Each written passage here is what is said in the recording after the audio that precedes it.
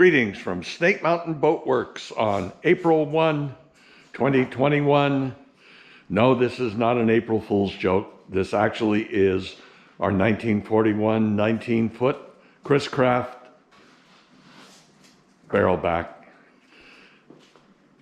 We've added multiple coats of varnish, and now Joe and Anthony have been in the process of painting the seam lines from fore to aft. So I'll walk up here towards the front, and while normally we are staying masked here, several people have commented that not keeping the mask on, since we don't have remote mics, makes it almost impossible to hear what Joe or I are saying. So here's Joe, sans mask.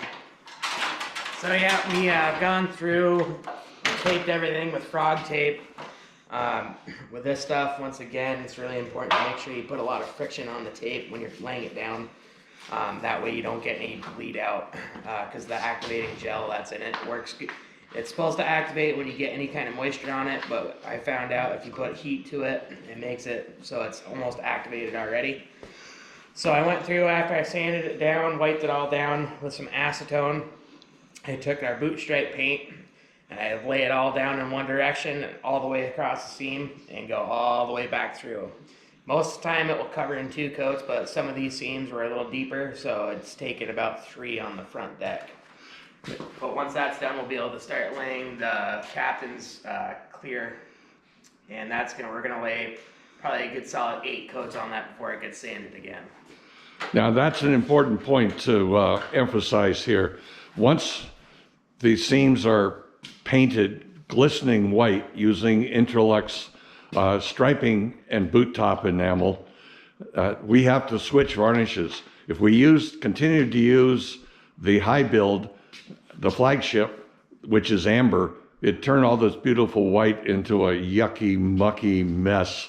So we switched to Pettit's Captain's ultra clear varnish at this point, and for the rest of the project.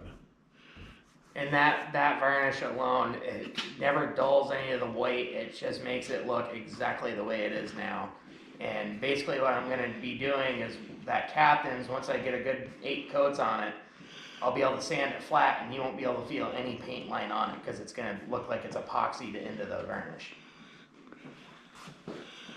So how long will you let the paint cure here, Joe? The front deck will want at least a full 24 hours before we put any kind of varnish on it at all. But between coats? Between coats, it's usually right around an hour. Right where the point where it tacks up the point where you can touch it and it will not come off with your finger. And then as soon as the last coat's on, you pull the tape at that point? I pull the tape at the final last coat before it's dry, and it pulls up right in the center of the seam so it never spills out after you put the last coat on. So we'll keep going, and we wish you a happy April Fool's Day. And with that, we thank you very much. Bye-bye for now from Snake Mountain Boatworks.